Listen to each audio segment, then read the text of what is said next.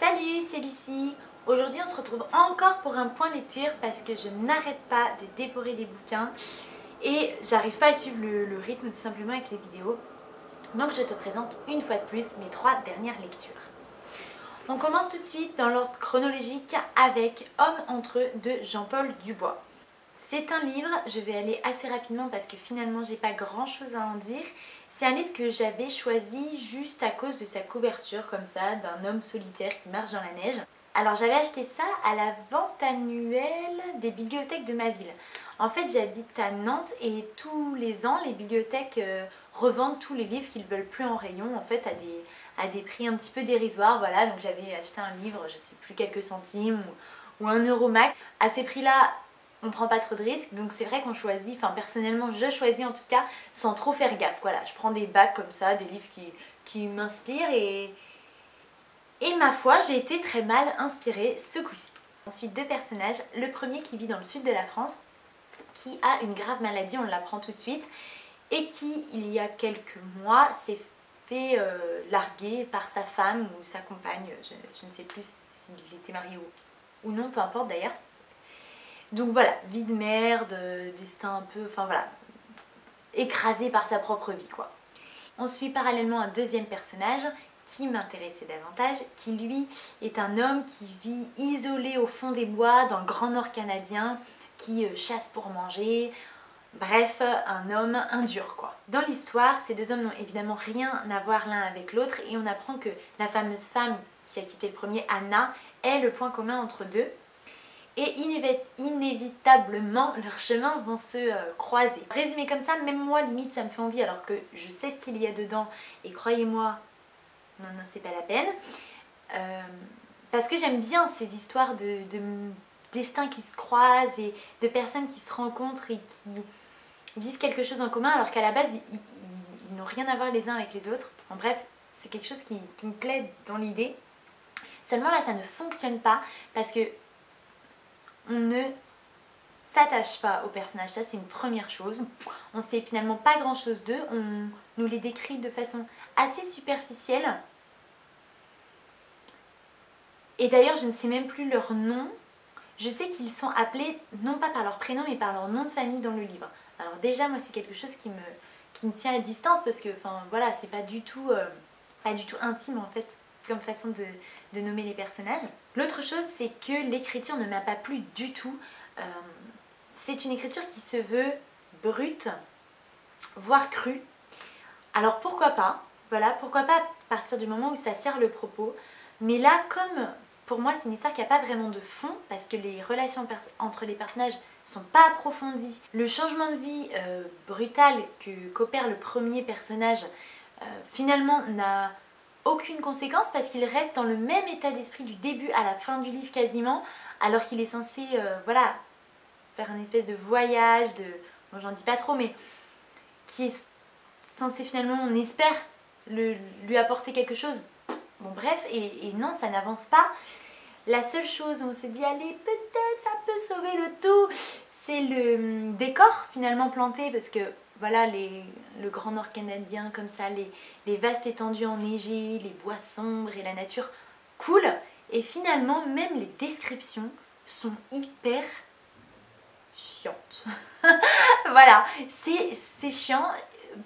Et à chaque fois que j'étais dans une longue période de description, c'est vrai que j'étais tentée de lire en diagonale et c'est ce que j'ai fait surtout vers la fin pour vraiment terminer au plus vite.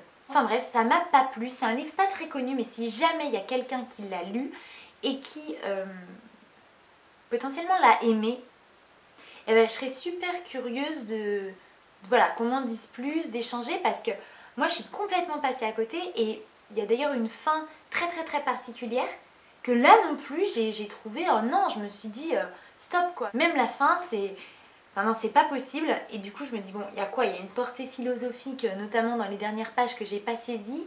Comment ça se passe? Parce que je pense que je suis passée à côté. Mais ceci dit, je ne vais pas honnêtement chercher plus loin, je pense. Donc ce livre-là, ouh, je brûlerai en enfer d'avoir jeté comme ça un livre sur mon lit sans pitié. Le deuxième livre que je te présente, c'est La jeune fille à la perle de Tracy Chevalier. Et là, Pam pam pam! Méga cœur, c'était génial. Pour commencer, j'ai découvert ce livre grâce à Zoé de la chaîne Biblio Zoé.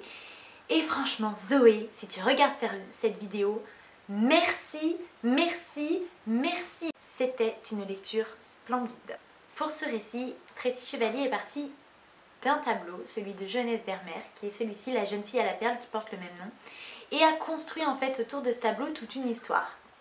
L'action se passe aux Pays-Bas, on est dans le 17e et au 17e.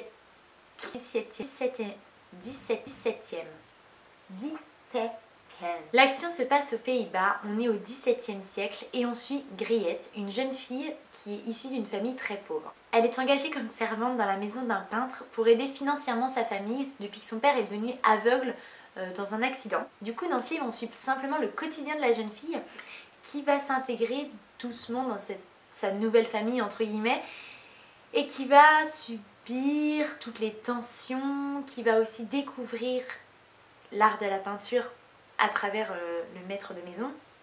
En soi, l'histoire n'est pas complètement dingue, il ne se passe pas des péripéties folles. Ce qui est fou, c'est plutôt l'histoire de la naissance du fameux tableau. Tracy Chevalier a littéralement un don pour la description. C'est complètement dingue, on en parlait tout à l'heure sur le livre d'avant, comme quoi une description ça peut être bien long et bien pénible. Mais là, c'est pas du tout le cas. Quand l'auteur décrit une couleur, quand l'auteur décrit une matière, quand elle décrit une scène du quotidien, elle arrive à rendre l'objet de la description mais visible quoi, par celui qui lit, par moi en l'occurrence là à ce moment-là. J'ai été vraiment captivée et oh mon dieu, cette plume, c'est, je dirais, sincère comme écriture et pudique. Voilà, c'est pas du tout dans l'excès, c'est pas extravagant, c'est juste, c'est doux et voilà, c'est délicat et oh là là. Alors vas-y, fonce, va lire du Tracy Chevalier, ne te gêne pas. Alors moi je peux pas trop t'en conseiller étant donné que j'en ai lu qu'un, hein, donc enfin quoi que si, vas-y lis celui-là, lis La jeune fille à la perle. Je te promets que tu ne seras pas déçu. Je ne sais pas si tous les romans de l'auteur ont la même grâce. Toujours est-il que j'ai vraiment hâte de découvrir l'ensemble de son œuvre. Je vais essayer de ne pas foncer sur ces livres et plutôt de les déguster petit à petit, de temps en temps, comme ça au fur et à mesure. Car je pense vraiment que c'est un petit trésor et que ce serait dommage d'en faire une indigestion ou de plus rien avoir à lire pour le reste de sa vie. Mais une chose est sûre, c'est que vous allez de nouveau en entendre parler sur ma chaîne. Dernière chose, à la base je ne suis pas particulièrement attirée par les romans historiques. Mais n'aie pas peur, essaye, c'est facile. C'est vraiment doux et facile. Promis. Le dernier roman pour aujourd'hui, c'est Dix petits nègres de Agatha Christie. Oui, je sais, je ne l'avais pas lu, honte à moi. Mais voilà, c'est réparé, donc c'est fait, j'ai lu Agatha Christie. Est-ce que j'ai besoin de le présenter? Je ne sais pas, dans le doute, je vais quand même en dire quelques mots. Je pense que c'est un des policiers peut-être les plus connus au monde. Donc on retrouve 10 personnages comme ça, très différents, qui n'ont rien à voir les uns avec les autres et qui sont invités sur une mystérieuse île, l'île du Nègre, pour passer un petit séjour. Ils arrivent donc sur cette île, font connaissance et finalement très vite, l'intrigue se met en place et un par un, ils se font tuer. Voilà, ils meurent tous les uns après les autres et on est plongé dans un huis clos où l'on se demande pendant toute la durée du livre, mais qui commet les meurtres? J'ai passé vraiment un excellent moment de lecture. Alors, c'est pas un coup de cœur intersidéral, mais j'avoue que l'intrigue est incroyablement ficelée. Je te mets au défi de découvrir avant les dernières pages du livre qui est le meurtrier, qui commet les crimes. Personnellement, moi, finalement, j'ai trouvé. Et en même temps, j'ai soupçonné tour à tour chacun des personnages. Donc forcément, il y a un moment, j'ai vu juste. Alors, je sais pas vraiment si ça compte parce que je n'avais finalement aucune chance de me tromper puisque j'avais cité tout le monde. Je ne deviendrai jamais détective ou enquêtrice ou je ne sais quoi, donc tant pis pour moi. Si comme moi, tu es passé je ne sais pas comment à travers les mailles du filet et que ce livre n'a jamais atterri entre tes mains, vas-y, tu peux lire, c'est super sympa, c'est court, c'est frais, et malgré qu'on est quand même dans une enquête criminelle, ça ne fait pas du tout peur, au contraire on est un petit peu sur le ton de la farce par moment, donc voilà, pas de quoi faire des cauchemars la nuit. Tu peux lire ça dans ton lit, peinarde. Je ne pense pas que je vais lire voilà, d'autres Agatha Christie pour le moment, alors certainement un jour, mais je pense que voilà, j'ai lu le plus important, celui qu'il faut avoir lu dans sa vie, entre plein de guillemets, bien sûr tu lis absolument ce que tu veux, mais voilà, ça c'est fait, c'est pas un genre que j'aime particulièrement à la base, donc c'est vrai que je préfère, j'ai d'autres choses à découvrir finalement, mais pourquoi pas, voilà, pourquoi pas un jour, si tu as un titre comme ça de livre d'elle, ou du genre policier que je dois absolument lire, n'hésite pas, mets un commentaire, j'écouterai, promis, j'irai jeter un coup d'œil.